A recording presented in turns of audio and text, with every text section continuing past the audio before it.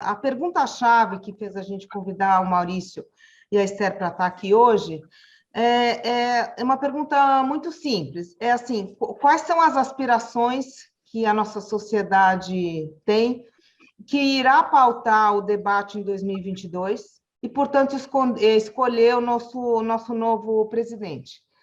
Certamente, a gente vai aprender aqui que os temas que dominaram o debate em 2018 não serão os mesmos temas que vão dominar o debate em 2022.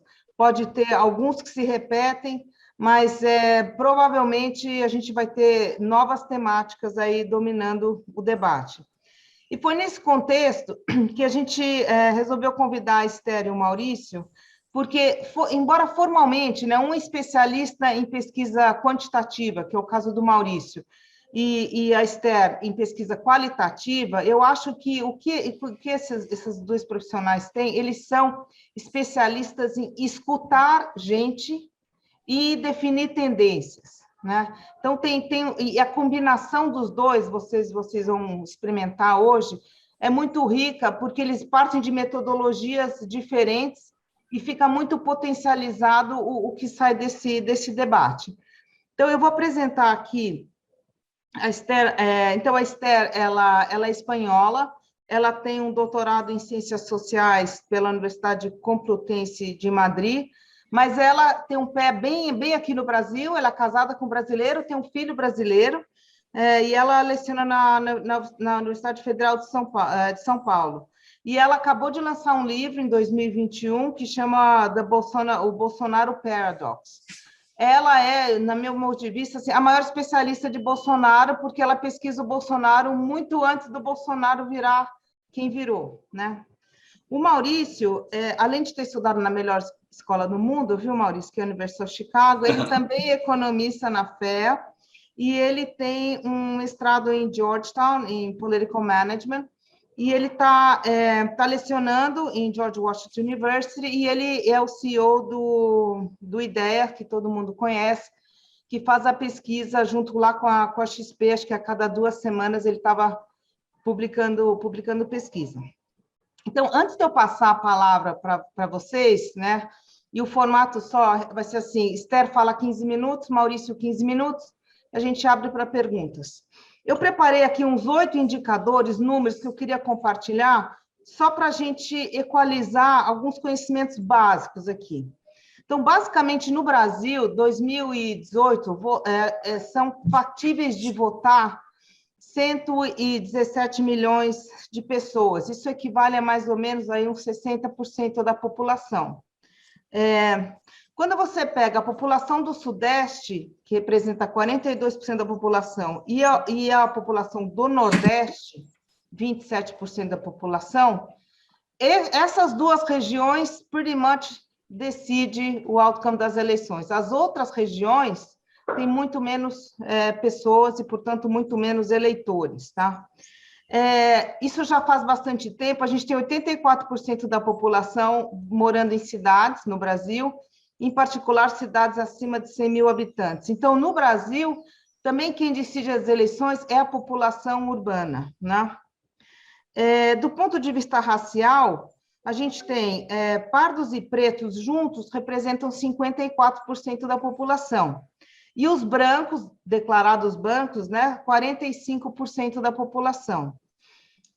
Em termos de instrução, eu vou falar aqui alguns números. A gente tem 4% da população analfabeta, 7% que só sabe ler e escrever, 30% que ou completou ou está cursando o ensino médio, e 42% que está cursando ou completou, 30% que completou ou está cursando o fundamental, 42% que está cursando ou completou o médio, e só 17% da população tem ensino superior. E aí o dado de renda, que é assustador, né, mas é só para a gente lembrar, a gente tem 33% da população que não recebe, ou seja, que não tem emprego, que não tem renda familiar, pode receber auxílio, mas não tem renda. E tem 48% da população que ganha até 2 salários mínimos. Então, quem decide o outcome das eleições é esse grupo, não é o pessoal que ganha mais que 2 salários mínimos, é o pessoal que ganha 2 salários mínimos ou menos, né? Aí, falando só dois dados que eu quero dar aqui sobre os nossos 117 milhões de potenciais pessoas que votam.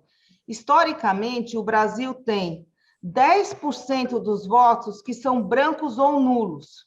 E isso eu peguei para trás desde 2002, esse número é bem estável, tá? E aí a gente tem 26% desses 117 milhões de votos que são pessoas que não aparecem para votar. Ou seja, se a gente somasse a abstenção com brancos e nulos, a gente colocaria qualquer Zé no segundo turno. Né? Assim, tem muita gente no Brasil que é apta a votar e não vota. Tá? Então, eu só queria compartilhar esses grandes indicadores aqui para passar a palavra. Lúcia, pois não. estou recebendo solicitações aí de que você compartilhe esse documento depois no Derrubando Muros, tá? Esses dados. Tá bom, eu mando a lista. Então, antes só de eu passar a palavra, a última coisa que eu até aprendi com o Maurício, numa apresentação que ele fez, que ele falou assim, em 2018, praticamente 4 grupos elegeram o Bolsonaro, né? Os antissistema, os liberais, os evangélicos e os lavajatistas. Então, essas foram as temáticas, o desejo, né, as aspirações que estavam na nossa sociedade e que elegeram o nosso presidente. Então, dado isso, passo a palavra para a Esther, para ela fazer os 15 minutos dela, e depois Maurício. E brigadíssimo vocês de estarem aqui hoje. Obrigada a você, Lúcia. Então, muito obrigada, Seca, Lúcia. Um abraço virtual aí para todo mundo, um prazer estar aqui com vocês. Bom, rapidamente, para quem não conheça a minha pesquisa, eu queria dar só um breve aponte metodológico para indicar exatamente o que eu faço, né? A minha pesquisa, ela se fundamenta numa metodologia relativamente nova, que é a ideia do minigrupo focal etnográfico. O que é isso? A gente basicamente senta, física ou agora virtualmente, com grupos de 3 pessoas, são tríades, homogêneos em perfis fundamentalmente de renda, gênero e etários, e nós temos um processo muito artesanal de escuta, baseado no fundamento conceitual das deep stories, histórias profundas. Então, o que a mim me interessa é fundamentalmente encontrar quais são os pontos de conexão do voto, da escolha eleitoral desse sujeito, com a experiência dele afetiva, emocional e biográfica, ou seja, digamos que os campos estruturantes que perpassam nas escolhas eleitorais do sujeito. Né? Por isso que é uma abordagem, enfim, demorada, um processo quase que terapêutico, psicanalítico, mas muito profunda, né, que permite justamente encontrar, digamos, que essas tendências, né, mais sistêmicas e mais estruturantes. Né? Em base a isso, também, nós nos especializamos fundamentalmente em escutar classe C e D, acho que pelas questões que a Lúcia colocou aí, quantitativas, né, mas também porque é um grupo qualitativamente muito interessante, né, passou por umas mudanças simbólicas e materiais muito interessantes nos últimos tempos, e eu vou trazer para vocês, sobretudo, as últimas tendências do que a gente captura nesse eleitorado. Nós trabalhamos com o país de forma completa, então captando todas essas regionalidades, idiosincrasias diversas, né, de espaços regionais, né. E uma coisa muito interessante é que nós fazemos pesquisa direta, contínua, desde 2016, fundamentalmente. Então, nós conseguimos captar a tendência do que nós denominamos a pré-bolsonarização do Brasil, a bolsonarização e agora os elementos, digamos, dessa desconstrução de um certo campo bolsonarista e os legados que ficarão aí. Então, bem, sobre o bolsonarismo, o que nós nos deparamos hoje em dia? Nós temos, evidentemente, uma base cristalizada de bolsonaristas que estão aí, que continuam permanentemente em apoio fundamental a Bolsonaro, que são aqueles que, digamos que, subjetivamente, totalmente colados à figura do bolsonarismo. Então, essa ideia, o Bolsonaro representa para eles, digamos, que uma possibilidade, né, de um certo lugar de pertencimento simbólico, afetivo, emocional. Mas nós temos um outro grupo, que é aquele bolsonarista mais moderado, que sente-se hoje em dia frustrado, crítico, arrependido, nós temos as diversas categorias, né, o crítico até o arrependido, que votou em Bolsonaro fundamentalmente por um voto muito mais de antissistema, né, por um voto também lavajatista, mas por um voto, sobretudo, de frustração, de sentimento de abandono, que tem 3 fundamentais vetores de desencantamento com Bolsonaro e de crítica a Bolsonaro. E eu faço muita ênfase nessa ideia, porque são 3 elementos que aparecem em 100% das entrevistas que eu faço com eleitores bolsonaristas críticos e arrependidos. Isso é muito interessante. Significa, então, que há uma coesão, uma coerência no discurso de desagregação da base bolsonarista. São 3 elementos muito definidos e muito claros. O primeiro é a desumanidade bolsonarista na pandemia. Então, muito a penetração ainda do elemento moral, do caráter. Alguém que foi eleito como homem de Deus e de família, debochar dos mortos e ir dos mortos é uma coisa absolutamente intolerável, né? Então, esse é um elemento muito potente. A desconstrução, não da figura do Bolsonaro gestor, mas a figura do Bolsonaro humano, né? A desumanidade da figura do Bolsonaro. O segundo elemento, também absolutamente onipresente, é a ideia da instabilidade, de um ethos autoritário, violento, volúvel, polêmico de governar, que provoca, né, uma conjuntura muito instável, né? E o terceiro, evidentemente, a questão do impacto econômico, né? Então, a subida dos preços e a inflação estão provocando, de fato, um pesadelo que aparece também como digamos, um elemento onipresente. Por que eu digo isso? Porque os 2 últimos elementos, a ideia da instabilidade e a ideia da economia, né, que está, de fato, contaminando a vida das pessoas, são 2 elementos que o Bolsonaro pode trabalhar. Ele pode trabalhar, digamos, se autodomesticando, numa certa docilidade, numa certa domesticação governamental, e ele está, vocês sabem muito bem, começando a trabalhar essa pauta econômica, enfim, com a questão, por exemplo, do auxílio, né? Nós já testamos em algumas entrevistas um impacto interessante na vida, fundamentalmente, da classe mais empobrecida, né? Então, eu sempre digo, o Bolsonaro está, de fato, numa certa decadência simbólica, mas tem elementos que ele pode trabalhar para recuperar um certo fôlego nessa base crítica arrependida, né? Enquanto a Lula, o que nós captamos no Lula? E isso é muito interessante, porque nós estudamos um SWIFT, né, eleitoral muito interessante, do lulismo ao bolsonarismo e de volta ao lulismo. Ou seja, classes populares que votaram no Lula, que depois muito com um sentimento de traição, fundamentalmente por 2 questões, pelo impacto simbólico da Lava Jato e pelo abandono do PT da classe trabalhadora e periférica, sentiram-se órfãos do legado petista, abandonam o petismo, derivam para o bolsonarismo, mas só sentem-se de novo arrependidas do voto em Bolsonaro e reconhecem nas entrevistas que, de novo, poderão votar em Lula. Agora, aqui uma coisa muito interessante, que as matemáticas, né, das quantitativas não captam, mas que eu acho que é crucial. Assim como no primeiro e segundo voto em Lula, né, as primeiras eleições, as primeiras gestões de Lula, o voto em Lula é um voto muito mais, digamos, apaixonado, um voto de conexão afetiva, emocional, carismático. O que nós estamos captando agora nas entrevistas é um voto muito mais pragmático, utilitário. Qual que é a ideia? Ainda uma penetração muito forte da simbologia da Lava Jato, então eu aceito que Lula é corrupto, eu aceito que o PT ele se encarregou fundamentalmente de roubar o Estado numa quadrilha, né, que foi configurada para se apropriar do Estado, mas diante do cenário de instabilidade, o único político capaz de devolver 2 coisas fundamentais que aparecem nas entrevistas: a estabilidade econômica e uma certa reunificação em base ao diálogo, à negociação e a uma forma muito mais conciliadora de governar. O personagem que pode fazer isso é o Lula. Então, uma retomada muito forte do legado e da memória, né? Da ideia de que com Lula se vivia melhor, então tudo bem, ele é corrupto, mas pelo menos a gente volta à estabilidade. Assim como em 2018, o fator disruptivo, a ideia do outsider, foi fundamental para definir as emoções, né, estruturantes dessa eleição. Em 2022, a gente consegue ver e capturar que a ideia da busca pela estabilidade vai ser um fator estruturante também para uma grande massa populacional. E qual é o espaço que diz a isso para a famosa terceira via, né? Que está aí, enfim, como um zumbi, né, entre todo mundo, parece que chega, mas que não chega, né? O que a gente consegue ver nas entrevistas? Eu estou escutando um piano, desculpa. Eu também. Acho que tem um piano, acho que é do Jacob, agora fechei. Agora foi. Nós conseguimos ver que há um espaço simbólico muito importante para a terceira via, fundamentalmente pelos valores que a terceira via simboliza e representa. Então, a ideia, por exemplo, há um esgotamento muito forte da polarização, da ideia de navegar entre extremos, de um certo tiroteio político. Então, uma certa ideia de que seria interessante, né, um lugar, digamos, de oxigenação política. Há uma ideia também muito forte da ideia de que seria interessante uma terceira via que navegue por um certo campo conservador, então que traga, né, a ideia da família, da religiosidade, por exemplo, mas de uma forma mais leve do que o Bolsonaro faz. Então, um sujeito que dialoga também com campos, por exemplo, mais progressistas, como, enfim, a incorporação da mulher ao mercado de trabalho, pautas antirracistas, né? Então, uma certa moderação no discurso.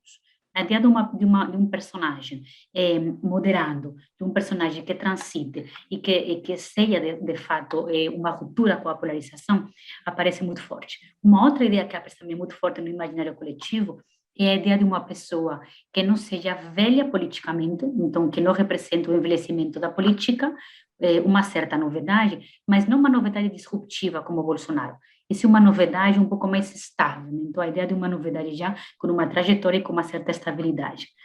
Os dois principais problemas dessa terceira via, primeiro, evidentemente, a fratura, a fragmentação, a pulverização dos nomes, e um outro problema que também não é trivial é a dificuldade de uma certa terceira via fazer, digamos, um espaço subjetivo entre duas enormes potências subjetivas, como são Lula e Bolsonaro. Essa é uma dificuldade que não é trivial, nem muito menos, é uma dificuldade muito mais de ordem simbólico. Como fazer um espaço entre duas potências simbólicas subjetivas e, de fundo, muito mobilizadoras, como são o lulismo e o bolsonarismo. E aí, enfim, nós testamos vários nomes, né? Por exemplo, o governador João Dória, que, se você me perguntarem, acho que não tem absolutamente nenhuma possibilidade, porque ele tem um rótulo, que digamos que um dos rótulos mais imperdoáveis pós-legado bolsonarista, que é a ideia do oportunismo. Se uma coisa que vai ficar muito forte nesse campo do o futuro pós-Bolsonaro é a ideia de que é autêntico, né? Bolsonaro, digamos, que coloca isso à enésima potência, né? Eleitoraliza muito a ideia do autêntico versus oportunista, né? O Dória não conseguiu se desfazer desse rótulo. E agora, enfim, eu quero começar a testar o Moro, evidentemente, como nome, mas aí eu posso adiantar algumas coisas. Eu sempre falei que a Lava Jato como operação ela pode até terminar, mas o lavajatismo como potência simbólica e mobilizadora, ela ainda está muito presente na sociedade. O que significa isso? A ideia ainda da luta contra a corrupção como uma luta prioritária do Brasil e a ideia um pouco aí da figura messiânica, né, de figura heróica que luta contra a corrupção, um certo herói antissistema, né, mas por dentro do sistema da justiça, ele ainda é muito presente. Então, assim, como força mobilizadora, a Lava Jato é muito grande. É verdade que ela é muito mais mobilizadora nas classes médias tradicionais do que nas classes populares, são novas classes médias mais fragilizadas, mais vulneráveis economicamente. Agora, o nome de Moro, ele é muito menos mobilizador do que a própria Lava Jato. Então, eu distinguiria entre dois planos interpretativos ou semânticos, né? A Lava Jato como uma enorme força mobilizadora e o nome de Moro, que passou por um processo de desestruturação e de desidratação. Quando Moro fundamentalmente sai do governo, nós captamos em muitas entrevistas que pegou muito a ideia de que o Moro teria sido, de fato, um oportunista, na hora de entrar no governo ele teria se politizado excessivamente, e digamos que ele perdeu um pouco esse caráter de inocência, esse caráter virginal que tinha antes, simplesmente entrando na magistratura. Na hora que ele se politizou, ele se contaminou, e ainda mais se talvez ele teria feito alguma coisa não desejável, né? Então eu estou um pouco à espera de como o Moro constrói a sua figura e consiga aderi-la de novo a essa potência simbólica da Lava Jato, que é muito mais mobilizadora, né? E, por outra parte, acho que alguns dados importantes, nós temos ainda praticamente 40% do eleitorado indefinido, volátil, que não escolheu o seu candidato, e alguns temas que a gente vê que vão, de fato, perpassar de uma forma muito clara as eleições de 2022. Evidentemente que a agenda econômica, mas a agenda econômica com sutilezas, né? A agenda econômica, por exemplo, nas classes populares, perpassada por esse voto da necessidade, da urgência, né, econômica, mas também por questões simbólicas muito difíceis, por exemplo, do campo mais da esquerda aproveitar, como as questões meritocráticas, da lógica do pequeno empreendedor, da lógica do pequeno empresário, etc., né? Então, digamos que uma certa navegação entre conceitos sutis. Evidentemente que muito também a ideia da pauta econômica prioritária, mas algumas pautas de ordem moral, comportamental, fundamentalmente da âncora conservadora, que estão muito presentes e que são muito potencializadas pelo legado da pandemia também. Ao que eu me refiro fundamentalmente a ideia da família como mobilizador político. A gente viu, nós fazemos muita pesquisa também, digamos, com o legado da pandemia. E nós vimos como que a família, ela de fato, ela já é um organizador simbólico e político muito importante, mas depois da pandemia, ela digamos que se cristaliza como aquele elemento simbólico que dá um sentido, que dá uma organização à vida privada e à vida pública, né? Então, aquele candidato que consiga também comunicar, não só com as pautas materiais, mas também com esse simbolismo, né, da família, digamos, dessa ideia do cuidar da família, dessa unidade, né, que significa, em termos do privado e do público, ele tem, enfim, acho que tem muito percurso aí, né? E depois alguns legados que o bolsonarismo, de fato, deixa, né? Como é a ideia de... a ideia ainda muito potente do outsider, daquele que vem de fora, junto com, olha que paradoxo interessante, juntam-se nessa eleição, me parece, a ideia de uma certa, não a glorificação do novo, como em 2018, mas uma certa valorização do novo, junto com a ideia da estabilidade também, então uma mudança com a estabilidade, a ideia que a gente denomina de uma certa esperança concreta, então o eleitorado quer muita mais concretude, em 2018 buscava uma coisa um pouco mais utópica. Para mim não ficou claro essa coisa. Glorifica o novo, mas que é o conhecido. Não, eu falei assim, em 2018, sim, em 2018 a gente tinha uma glorificação do novo, muito mais exacerbada. O que nós vemos agora é que ainda há um legado, uma valorização do novo, mas agora muito mais com a ideia da estabilidade, Lúcia. Por isso que eu estava falando aqui que essa terceira via, que, por exemplo, eu coloque o nome, que seja um pouco mais novedoso na política, mas com uma trajetória já, digamos, biográfica por trás de um trabalho de gestão, pode ser um nome, por exemplo, interessante, porque a ideia da estabilidade aparece também com bastante força, né? E, evidentemente, algumas ideias, enfim, que são complicadas, como a ideia, por exemplo, do antipartidarismo, que aparece muito forte, né? O partido político foi, você sabe muito bem, fortemente dizimado, né, politicamente, e ainda há um conteúdo muito potente, enquanto que o partido político está aí, mas não interessa, interessa muito mais o candidato do que o partido. Então, como as máquinas partidárias se desenvolvem, para uma boa parte do eleitorado, me parece que é muito menos importante do que como os candidatos se desenvolvem, né? Eu acho, acabo por aqui, Lúcia, acho que já cheguei ao meu tempo, né? 15 minutos, né? Tá ótimo, tá ótimo. Maurício, vamos lá? Vamos, Lúcia. Em primeiro lugar, obrigado pelo convite. Tanta gente bacana que eu vejo aqui, que eu admiro. Então, obrigado. E sem falar a admiração que eu tenho pela Esther, né? Bom, eu queria dividir a minha fala, e desculpe se alguém aqui já ouviu o que eu vou falar agora, mas assim, vou começar pelo final.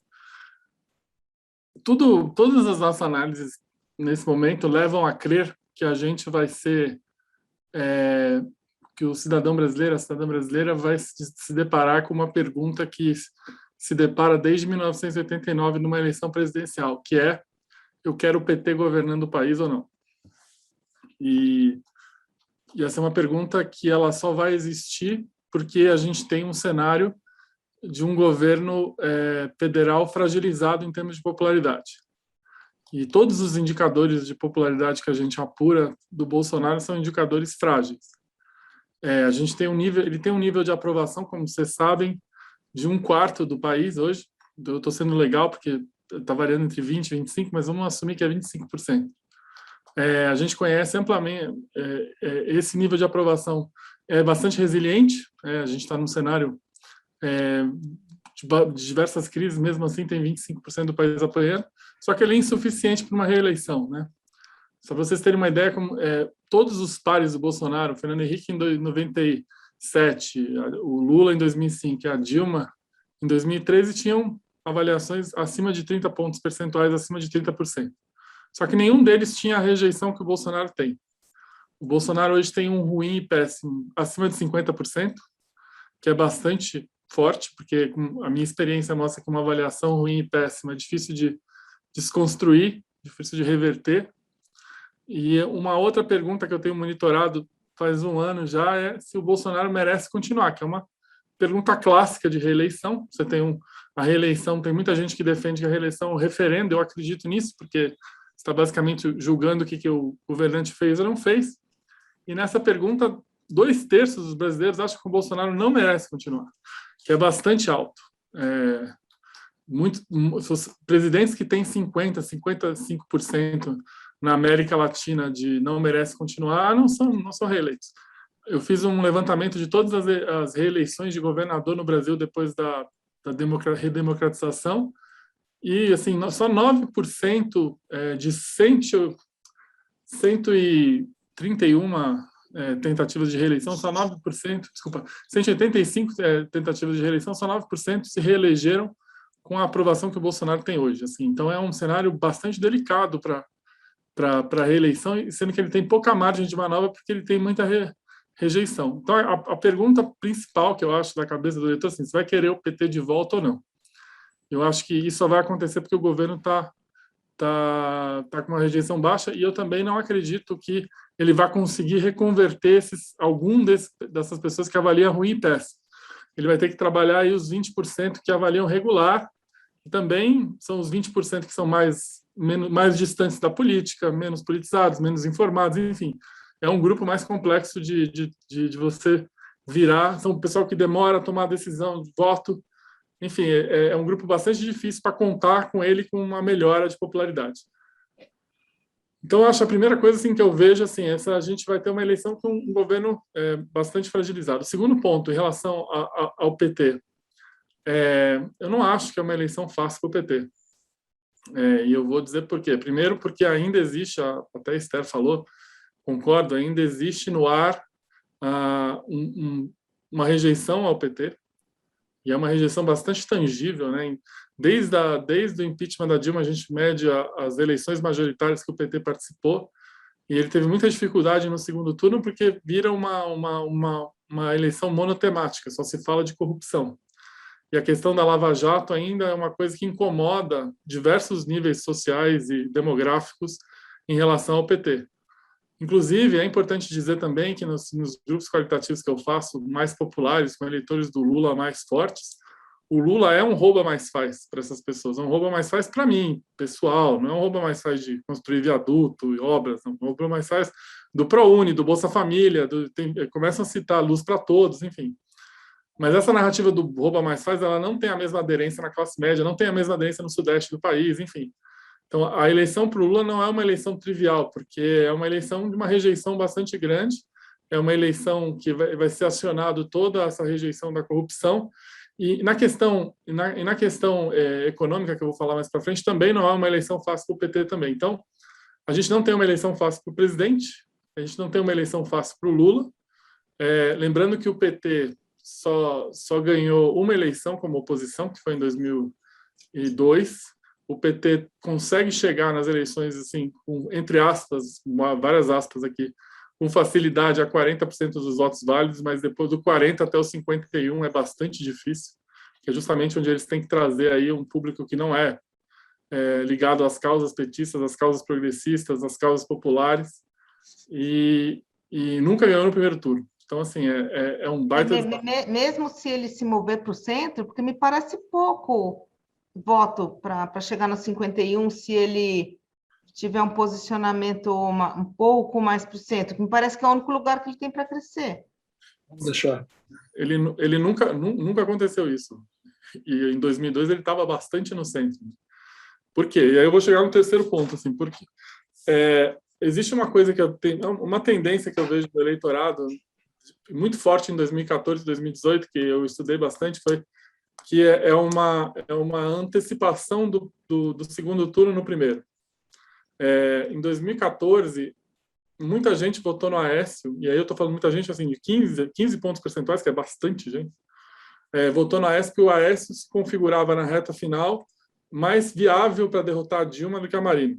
Isso aconteceu nas últimas 2 semanas, onde ele teve uma recuperação, porque ele se mostrou mais viável para derrotar o PT.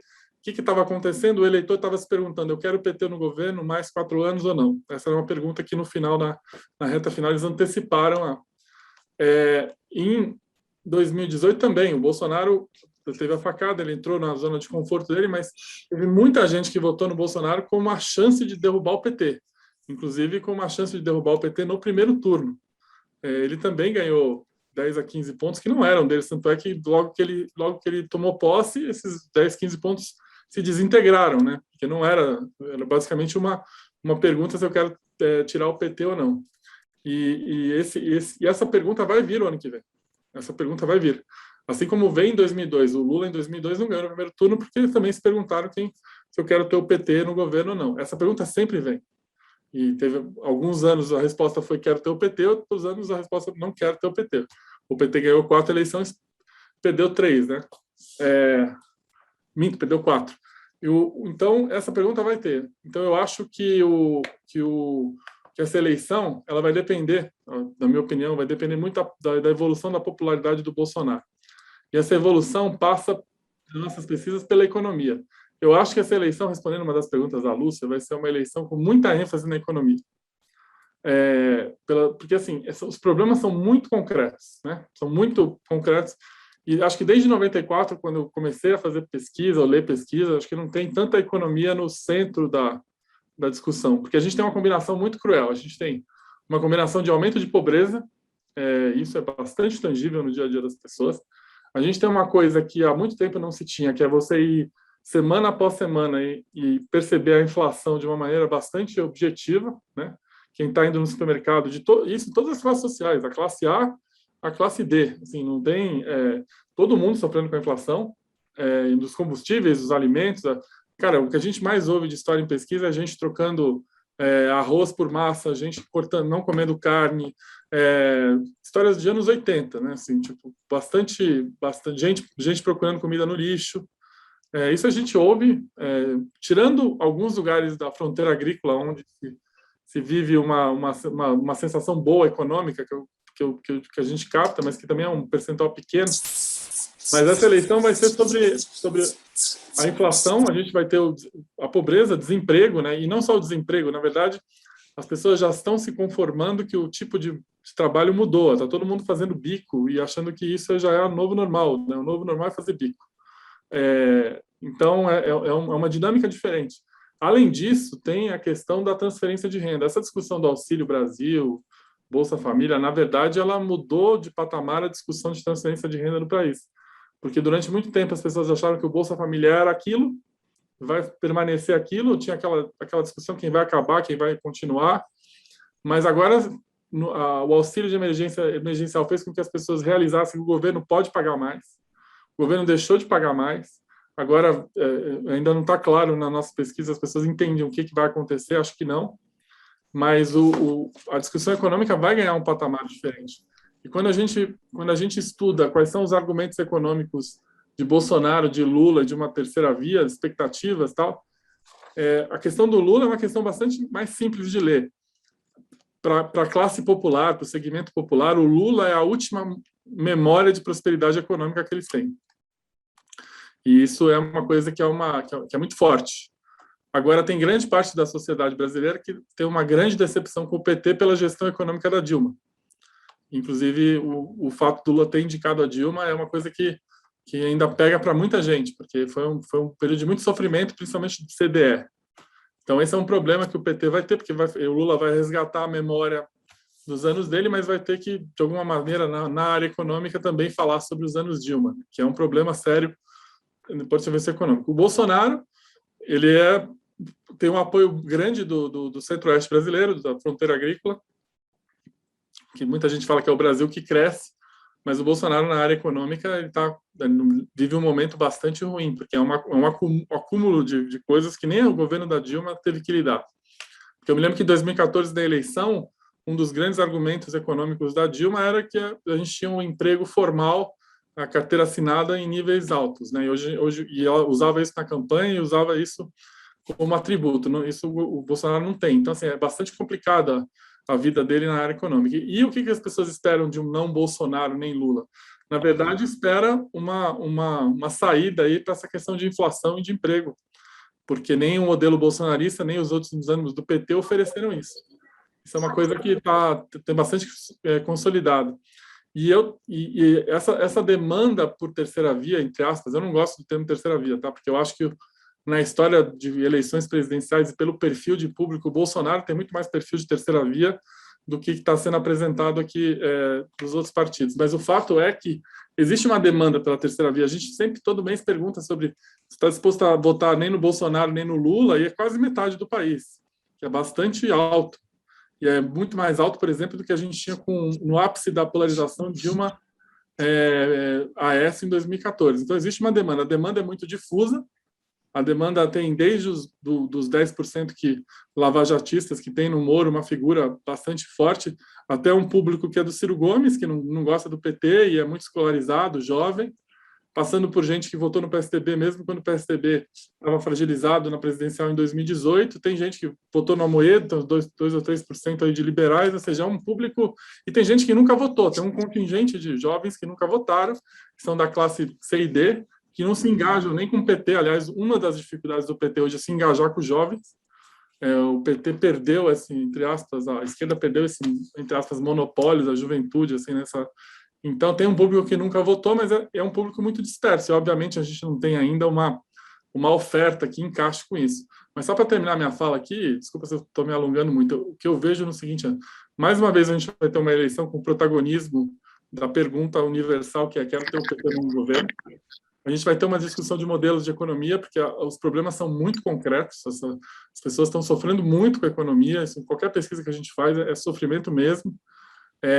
Existe uma demanda por um candidato que não seja nem Bolsonaro nem Lula. A eleição para o Bolsonaro é muito complexa, porque ele tem que melhorar a popularidade num cenário de economia bastante difícil, mas a eleição para o Lula também não é simples assim. Então, eu acho que, só para resumir, a gente vai ter um eleitor diferente de um eleitor de 18, que era um eleitor bastante indignado com tudo e votou querendo gente de fora da política, de fora do sistema, diferente de tudo que está aí. Esse é um eleitor mais desesperado, porque a situação é bastante crítica e assim, o debate vai ter que passar necessariamente, principalmente o debate presidencial. Puta, como é que eu vou ter emprego? Como é que eu vou ter dinheiro para comer? Como é que vai ser se não tivessem coisas bastante concretas que hoje, na cabeça das pessoas, ainda... Primeiro que as pessoas não estão engajadas na eleição presidencial como a gente imagina que elas estão. Para mim, a pergunta mais importante é a pesquisa espontânea, a pergunta espontânea de intenção de voto. Sim. Em todas as pesquisas que eu olho, metade não consegue verbalizar o nome de um candidato. Assim, e obviamente que tem o Lula e o Bolsonaro que são conhecidos. Então, as pessoas não estão engajadas ainda. Então, mas elas estão engajadas com os vários problemas que elas têm. E o problema da economia é bastante sério, gente, bastante sério. Então, eu acho que a gente vai ter um eleitor, mais uma vez, deparado com essa questão do Lula e do PT, um eleitor indignado assim com o governo Bolsonaro, que assim a maioria é indignado, e que vai passar pela questão de que tipo de país, né, que transferência de renda, emprego, renda, a gente vai ter inflação. Inflação é um problema sério hoje, não é um problema, não é uma inflação trivial que a gente está vivendo, não. Toda semana as pessoas estão reclamando de que não conseguem comprar coisa com o mesmo valor, assim, é uma coisa bastante séria. Então, essas coisas vão ter que ser endereçadas no ano que vem. Eu acho que o Bolsonaro é a terceira via porque os grupos que compõem a aprovação dele, mesmo que expandidos, não fazem com que ele tenha a maioria. Hoje ele tem 3 grupos muito fortes desses 25%. Um é o que eu chamo do bolsonarismo original, que é os caras que votavam no Bolsonaro desde 2017, 5, 6% da população, que é contra tudo, é contra o Congresso, é contra o STF, é contra tudo. E eles são um pessoal mais escolarizado, mais metropolitano, enfim. Outro é um grupo da fronteira agrícola, né? Onde está basicamente centro-oeste, interior de São Paulo, Paraná, e que vão ficar com o Bolsonaro, mas que é um percentual pequeno da população brasileira, né? E obviamente ele ainda tem um rescaldo dos evangélicos, inclusive na nossa pesquisa eu já vejo o Lula ultrapassando ele no segmento evangélico como um todo, mas ele ainda tem um corte evangélico que é o neopentecostal, que esse é um segmento que está com ele, mas também sofre muito com a economia. Com isso daqui, hoje tem mais gente dizendo que não quer votar nem no Bolsonaro nem no Lula do que com o percentual de votos do Bolsonaro. Então ele está em terceiro lugar hoje, o Bolsonaro. Assim. Entendi. Então, e esse segmento que ele tem hoje de apoio, mesmo expandido, não chega. Entendeu? Então é por isso que eu tenho essa visão. Quando eu falo dessa terceira via, que eu insisto muito, tem lugar, sim, tem espaços, quer dizer, eu acho que o problema da terceira via não é o espaço eleitoral que ela teria, mas outros problemas que a gente conversou. Né? Mas qual que é a questão? A questão é que o que as pessoas colocam nas entrevistas é que elas gostariam de um candidato que transite entre vários valores, que signifique, que simbolize realmente esse espaço do meio termo, digamos. Então, que seja um candidato que, por exemplo, dialogue e represente o valor da família, por exemplo, mas que não seja um candidato claramente misógino ou LGBTfóbico como é o Bolsonaro, que consiga, digamos, fazer uma ponte comunicacional entre valores, por exemplo, mais tradicionais e conservadores, com uma certa também capacidade de transitar em alguns valores progressistas, né? então que consiga representar exatamente. Eu não estou falando aqui a ideia do novo, digamos que em faixa etária, né? Mas que represente, digamos, uma certa novidade, né, no ar, um nome, que não seja aquele nome que não representa a política mais envelhecida, que há uma rejeição muito grande dessa política envelhecida, mas que, por outra parte, não seja um aventureiro. Então, acho que essa palavra, por exemplo, aparece muito. Nós queremos um novo, mas não aventureiro. Nós também queremos essa ideia, acho que também aparece muito isso. Porque quando eu fazia a pesquisa com o Bolsonaro, uma das palavras que mais aparecia em 2017 era a ideia da esperança. O Bolsonaro trazia esperança em quê? Numa mudança radical, numa mudança antissistêmica, numa mudança estrutural. As pessoas não estão querendo isso agora, as pessoas estão querendo, concordo muito com o Maurício, comer, basicamente. As pessoas estão querendo emprego e comida e uma certa estabilidade econômica. Então, há desejo, sim, de uma certa esperança, porque, enfim, eu acho que essa ideia o sonho, né, está sempre aí por trás de qualquer eleição, mas uma esperança muito mais concreta, concretude do cotidiano, concretude de uma mudança na minha vida cotidiana, né? Ah, não, porque nós fazemos algumas pesquisas mais derivadas com o campo popular, e no campo popular é muito importante para mim entender que há dois fatores absolutamente fundamentais. Um, que é o voto da urgência econômica, então estamos falando de pessoas que estão passando fome, eu isso concordo muito com o Maurício, nós captamos muito esse desespero, essa urgência econômica, então você tem uma pauta econômica que é literalmente da urgência pela a fome e o emprego. Então, acho que são duas derivações econômicas, a ideia da urgência alimentar, a fome, literalmente, a inflação e o emprego, né? A ideia da uma precarização enorme, uma informalidade, uma descartabilidade muito grande no setor do emprego. Tem uma pauta simbólica muito importante, que é a ideia do abandono e da orfandade política desse setor. Uma ideia muito forte que perpassa sempre os grupos, as entrevistas, que é a ideia de que um setor que sente-se profundamente abandonado e, digamos que, duplamente traído. Sente-se traído porque o PT abandonou os setores trabalhadores e periféricos, então uma certa traição, uma ferida forte, e sente-se traído também pelo Bolsonaro. Num determinado momento, houve um setor bolsonarista popular que entendeu que o Bolsonaro poderia ser uma certa liderança popular e também sente-se agora abandonado. Então, a ideia de um certo resgate, né, também dessa população, enquanto a um acolhimento simbólico e político, acho muito importante. Uma classe que sente-se profundamente abandonada. Mas eu também insisto em que não só os elementos materiais econômicos vão ser os únicos nessa eleição. O Bolsonaro, ele eleva à máxima potência as guerras culturais e a pauta da moralização da vida privada e da vida pública. E nós ainda vamos viver um certo legado de tudo isso. E, sobretudo, nos grupos, fundamentalmente, dessa base cristã de Bolsonaro, grupos pentecostais e neopentecostais. Então, o que nós captamos nas entrevistas com esses grupos especificamente? Que há um descolamento de uma certa base, uma fratura de uma certa base evangélica do Bolsonaro, por duas questões fundamentais. Primeiro, porque esse evangelismo popular está sendo muito, enfim, muito prejudicado pela crise econômica, então um sentimento de perda, né, de dignidade econômica, e outro, porque há um certo reconhecimento também nessa base de que Bolsonaro traiu os princípios cristãos, os princípios religiosos. Ele não é realmente um homem de fé e de família. Ele politizou o cristianismo, ele eleitoralizou a palavra divina, mas ele não se comporta realmente dessa forma. Agora, qual é o problema? Que nós temos, de fato, uma complexidade também muito grande no campo, por exemplo, petista, em dialogar com esse público evangélico popular, porque houve uma desconstrução muito forte em 2018 do campo da esquerda e do petismo, em base àquela ideia de uma certa demonização do campo petista, enquanto aqui, você se lembra muito bem, o PT seria um destruidor da família, o PT iria hipersexualizar as crianças, então kit gay, mamadeira de piroca, tudo isso foi fortíssimo em 2018, eu fiz muita pesquisa sobre isso, e ainda fica, né, um certo temor, sobretudo no campo feminino, nessa ideia da esquerda, do petismo, sendo um certo desagregador familiar, né? Eu acho que esses elementos perpassam um pouco das classes.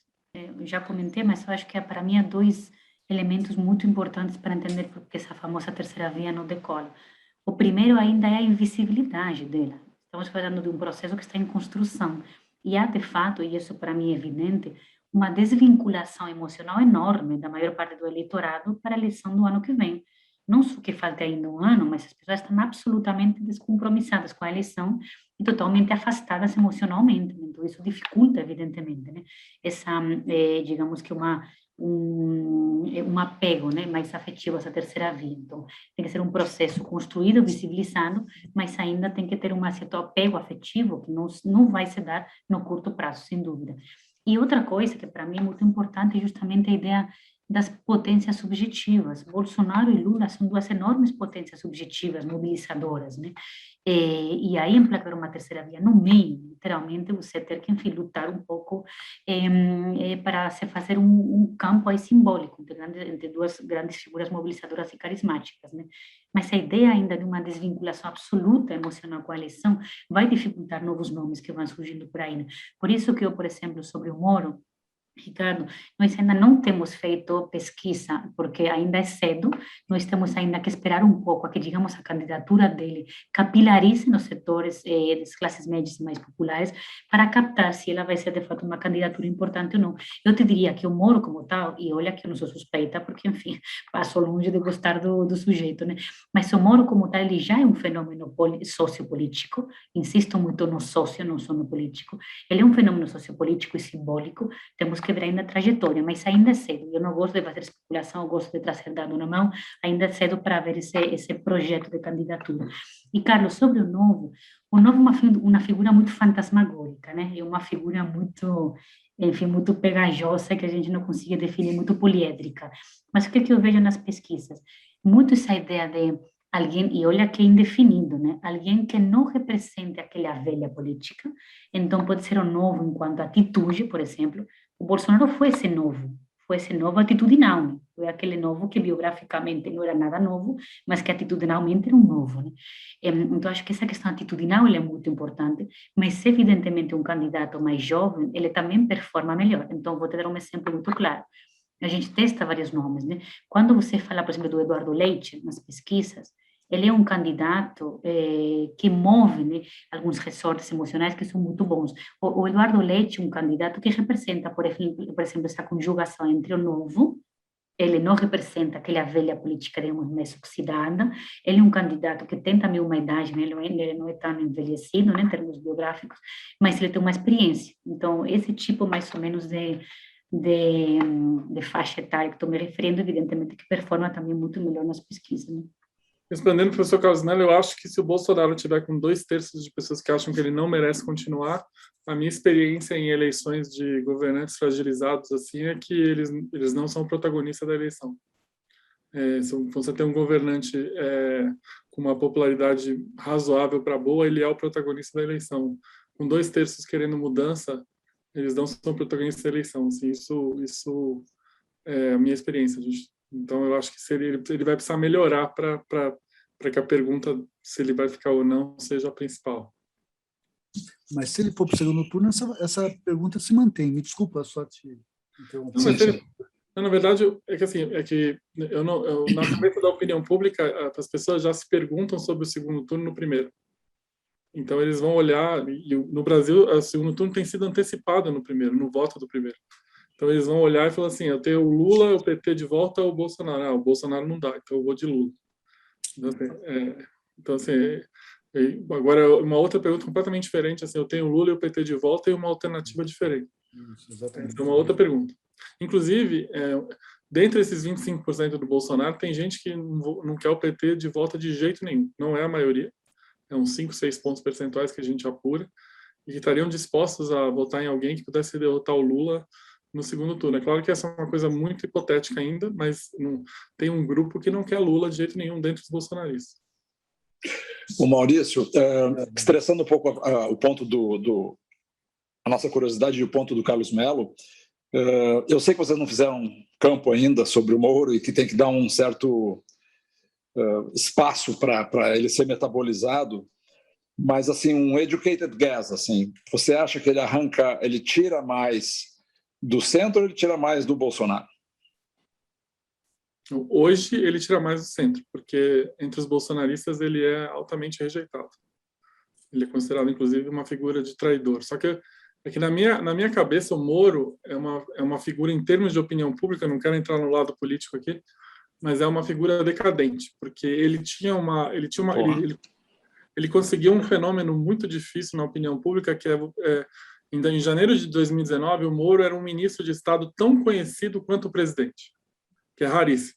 Geralmente o presidente é mais conhecido que os seus ministros.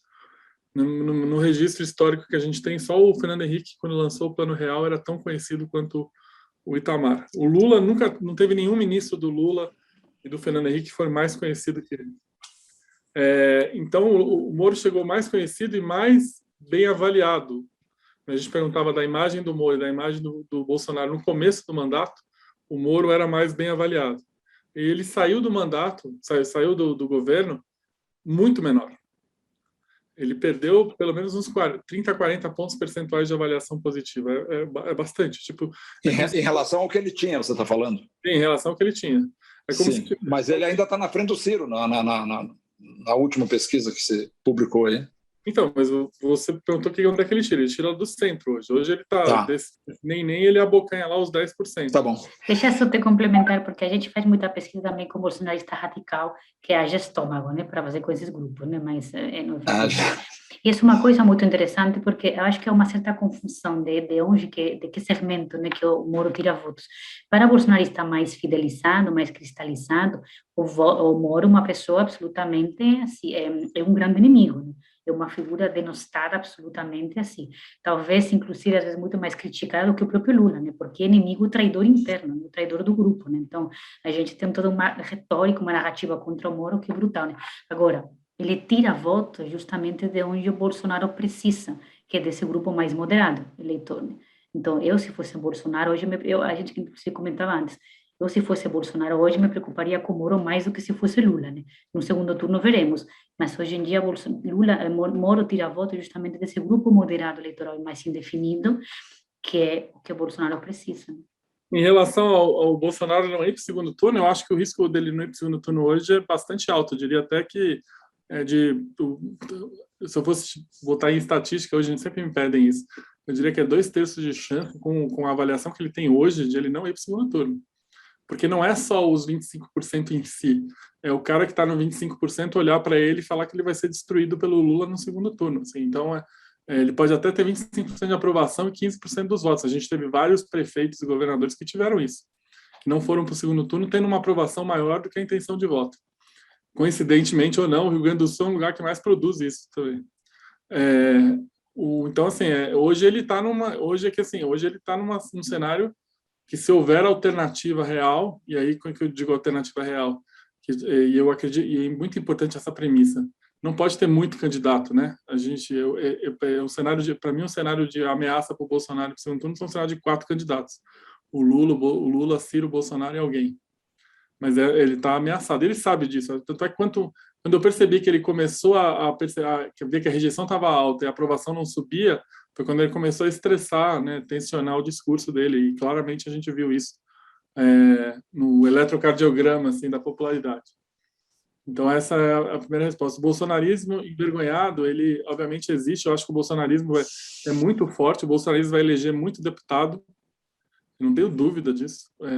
O bolsonarismo vai ser uma presença na Câmara dos Deputados muito forte, só que eu acho que hoje em dia esse grau de vergonha ele não é grande. Obviamente o Bolsonaro já foi eleito, só que o problema é que as questões do Bolsonaro são muito concretas, né? Quem está com o Bolsonaro os 25% são bastante sólidos, independente da inflação, da pandemia, mas quem não está, já não está. E tem uma diferença muito grande do Bolsonaro com o Trump, é que o Trump em nenhum momento teve uma popularidade menor que 35%. O Trump ele basicamente ficou em 40% do governo inteiro, caiu com a pandemia e depois recuperou. Mas são 10 pontos percentuais a mais do que o Bolsonaro tem hoje. Então, mesmo o Trump era mais competitivo que o Bolsonaro. Assim, ele nunca chegou num grau de aprovação na casa dos 20%, né? Então, eu acho que o bolsonarismo envergonhado vai eleger muito deputado, eu acho. A gente vai ficar surpreso com a quantidade de bolsonaristas na Câmara, eu acho.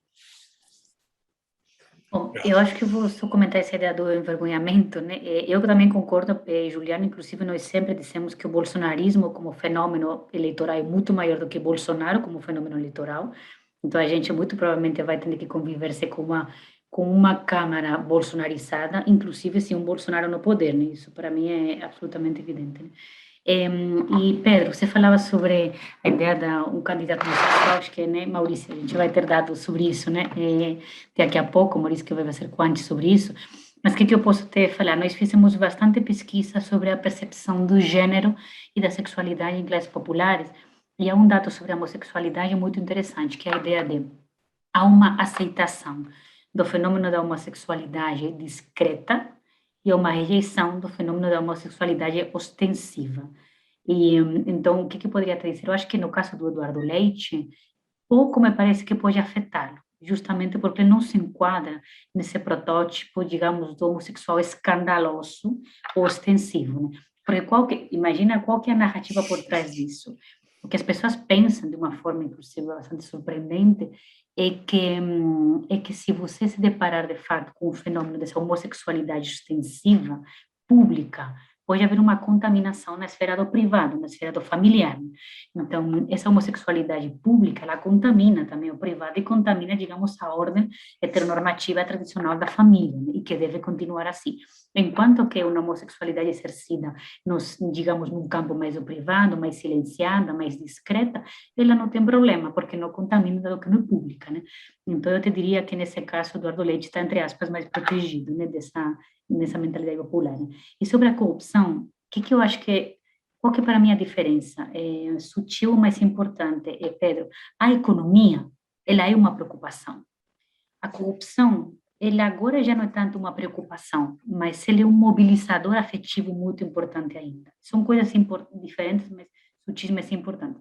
Então, a economia é aquela pauta que preocupa, que as pessoas sentem a necessidade explícita de falar sobre, mas a corrupção, vinculada com algumas questões, como o sentimento de traição, de abandono, antissistêmico, etc., ainda é um mobilizador afetivo, que pode ser muito efetivo, digamos que publicitariamente na época das eleições.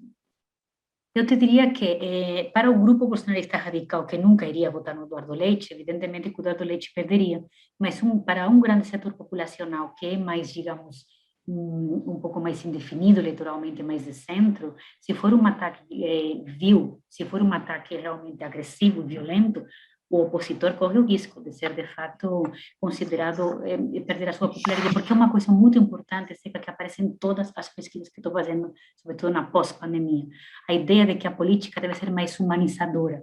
A pandemia trouxe muito essa ideia de que nós temos que nos cuidarmos uns aos outros, que nós temos que humanizar a política. Então, há uma certa sensibilidade também do eleitorado. A violência chegou a um ponto já de esgotamento durante a pandemia. Então, acho que o candidato tem que ter um pouco mais de cuidado nessa eleição, ataques que parecem muito desumanos, porque o público tem uma sensibilidade mais exacerbada na pós-pandemia também. Vocês devem lembrar de uma pessoa que foi candidato a vice-presidente da República, que foi senador, o José Paulo Bisol. Ele se elegeu senador no Rio Grande do Sul quando o Nelson Marques, à época, foi para a televisão alertar o eleitor de que ele estava mirando no tigre e podia acertar no veado. Ali o Bisol decolou. Então, assim, eu acho que isso há 20 e tantos anos atrás. Acho que é hoje eu acho que essa cogitação, se na linha do que vocês estão falando, se esse eleitor está mais tolerante a um personagem homossexual que não tenta estabelecer um paradigma de comportamento para as famílias conservadoras, talvez seja um enorme gol contra, né? Mas é uma especulação só. Eu posso especular um pouquinho, Zeca? Duas coisas. Claro, por favor, Maurício. A primeira é que o João Santana disse que mesmo foi o maior erro estratégico da vida dele foi esse comercial da marca contra o Kassab, inclusive o Kassab Olha só. Ganhou a eleição, né? E o que eu acho, bom, do ponto de vista, eu preciso me aprofundar nesse tema, tá? Não tenho, vou especular aqui, mas eu acho que a questão não é a homossexualidade do Eduardo, a questão é qual é a escolha que o eleitor vai ter, a homossexualidade do Eduardo ou o PT de volta, com tudo que a Esther falou. Então, e na verdade foi essa a escolha que o eleitor paulistano teve entre o Kassab e o PT de volta, em 2008, né? Então, eu acho que essa é a grande questão. Agora, assim, tem assim, historicamente, se você levantar outras eleições em países, eu fiz comparar o nível de tradição, mas em outro país, assim, o que a gente tem visto hoje é que isso não tem sido um problema e uma anestesia para isso é ter um vice ou religioso, né? Um vice-padre, um vice-pastor, que já outros países tiveram essa combinação, que aí anestesia esse tema. Se o Eduardo vier com um vice-padre, é outra conversa. Há um fator que também vai ser, me parece, bastante mobilizador nessa eleição, que aparece muito nas entrevistas, que é a ideia do desamparo. A ideia de que você falou do desamparo, né? A ideia de que a população o problema não foi só a pandemia, o problema foi fundamentalmente o desamparo diante da pandemia. Então, isso aparece como um fator, acho que afetivo, né, que os candidatos podem mobilizar de uma forma inteligente, e se fosse mobilizado de uma forma inteligente, é uma coisa que acho que é bastante potente, né? Mas o que eu te diria? Eu insisto muito o tempo todo em que o candidato que saiba transitar e navegar entre elementos deixados pelo bolsonarismo, mais suavizados que em 2018, é um candidato com grande chance. Então, como a gente falava antes, então, ainda a ideia antissistêmica, antipartidarista é um legado bolsonarista, mas há uma necessidade da volta ao sistêmico, porque o sistêmico traz estabilidade. Então, é a ideia do trânsito e da navegação entre o legado bolsonarista suavizado. Isso, para mim, é absolutamente fundamental. Os candidatos deveriam entender isso como totalmente prioritário, né? A luta contra a corrupção como legado bolsonarista, mas não tão prioritário, isso, né? Então, eu acho que a ideia de a valorização ainda do candidato diante do partido, desprestígio do partido, por exemplo, desprestígio do sistema, mas junto com a ideia de que o sistema traz estabilidade, né? Então, eu diria um pouco essa ideia de que é uma conjugação dos elementos e uma navegação no trânsito dos elementos, né? E sobre a palavra democracia, eu sempre digo isso nos fóruns onde eu vou, é uma palavra que não dialoga com a imensa maioria da população. É uma palavra absolutamente esvaziada de sentido e de significado e muito mais de caráter mobilizador. Meu querido, mas quem está preocupado porque está desempregado, por botar comida na mesa, não vai se preocupar por questões tão abstratas como a democracia, né? Eu me lembro de uma senhora que falou um dia para mim, de uma forma muito clara: professora, tem boleto para pagar, né? Você está falando para mim de democracia? Então, é basicamente tão simples como isso. E sobre Orlando, eu não falei, Orlando, que o Brasil fosse um país de maioria populacional eleitoral urbana. O que eu quis dizer é que há processos no âmbito econômico e do trabalho, fundamentalmente urbanos, como a ideia, enfim, a uberização do trabalho, aquela ideia dos microempreendedores, da pejotização, que são processos que trazem uma degradação das relações de trabalho e, portanto, um sentimento de abandono, descartabilidade, e, portanto, digamos, entre aspas, seriam aí um reduto que a esquerda, por exemplo, poderia, digamos, que reconquistar do campo bolsonarista, mas a própria esquerda, o campo do PT, tem muita dificuldade também em transitar com esses novos elementos, dessa nova lógica do trabalho das novas classes médias, né?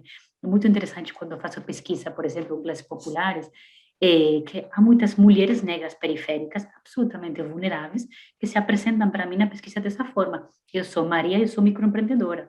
Eu sou a Raquel e eu sou microempresária, por exemplo. Então, esse empoderamento das classes populares na lógica meritocrática é muito mal compreendido, né, pelo campo da esquerda, né?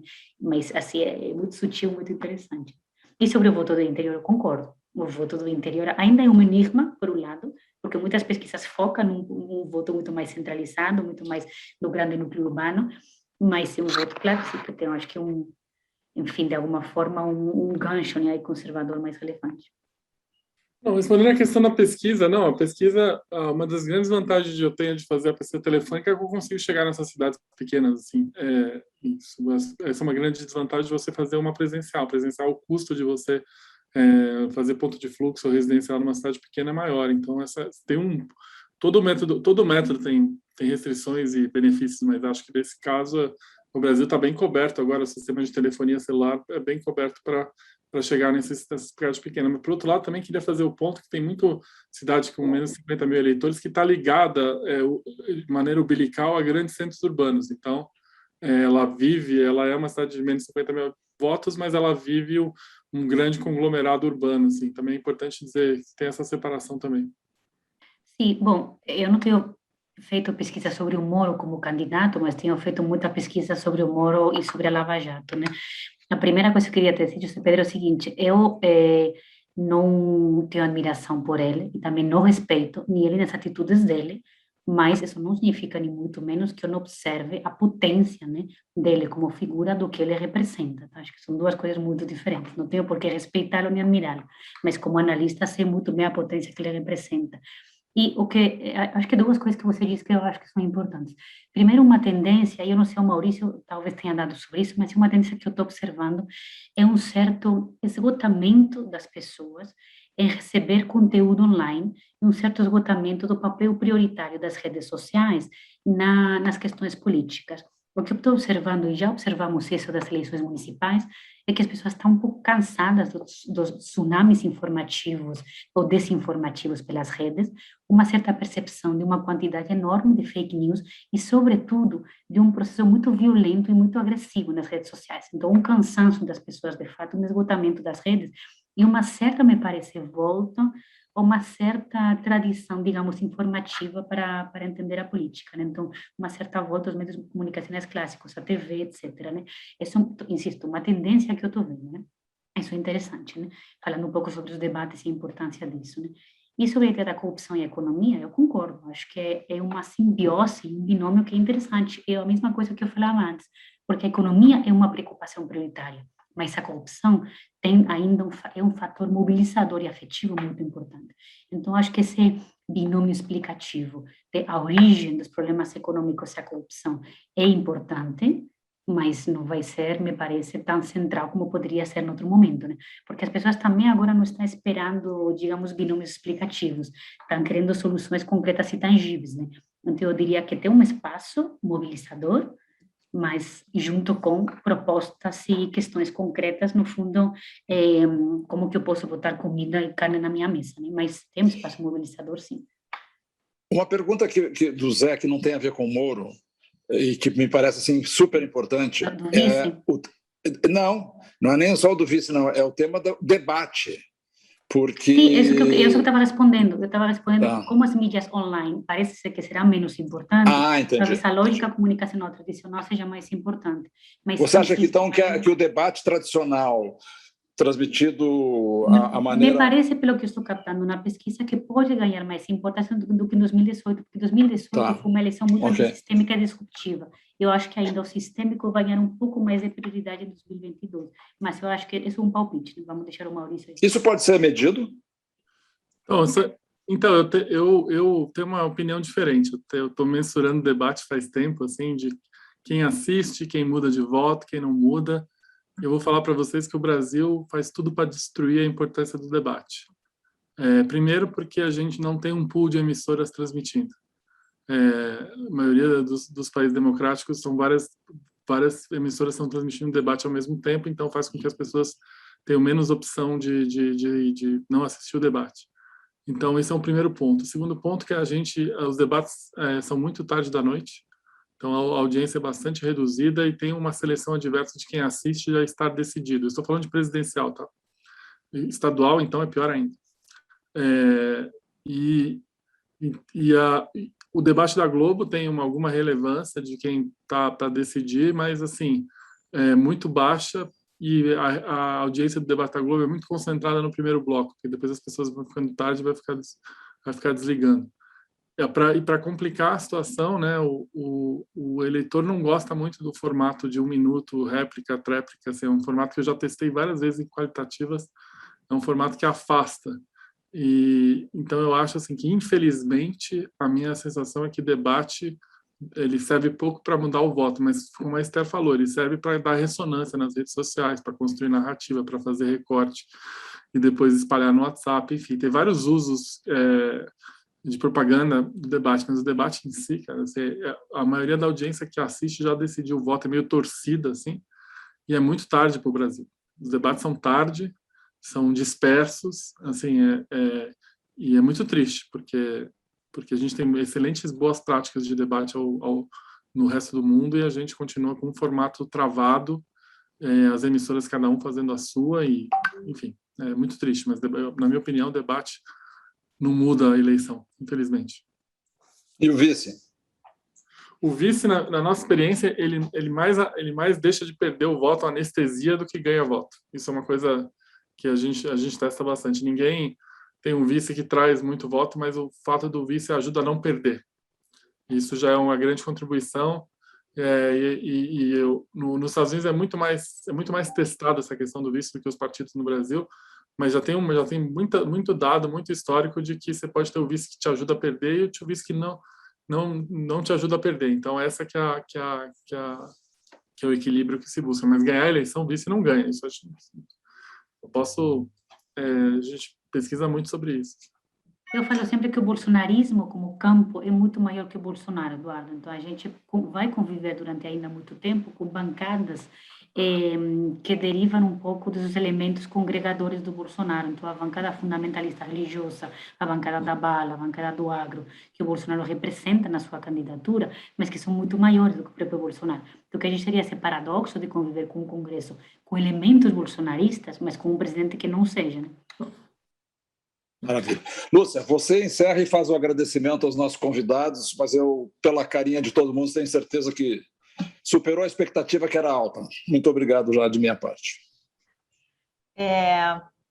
Bom, Maurício, Esther, eu saí com uma lista de temas aqui, eu vou tentar organizar minhas notas. A Marcela, que está aqui comigo, também vai ajudar eu a organizar as notas. Certamente um conjunto de temas diferentes de 2018, né? Claro que tem algumas coisas, como eu falei no começo, parece que vão se repetir, mas tem muita coisa nova, né? Agradecer muito o tempo de vocês e também de responder as perguntas. Você vê que no Derrubando Muros o grupo é bem heterogêneo e as pessoas estão olhando coisas de ângulos diferentes. Isso que traz a riqueza. Acho que o fato da gente lá no Derrubando Muros tá diverso, faz a gente pensar melhor. Então, Esther, para você já é bem tarde, então super obrigada de se disponibilizar, de ficar com a gente conversando até mais tarde. Então, super obrigada também para os nossos amigos do Derrubando Muros e de estarem aqui e participar do debate.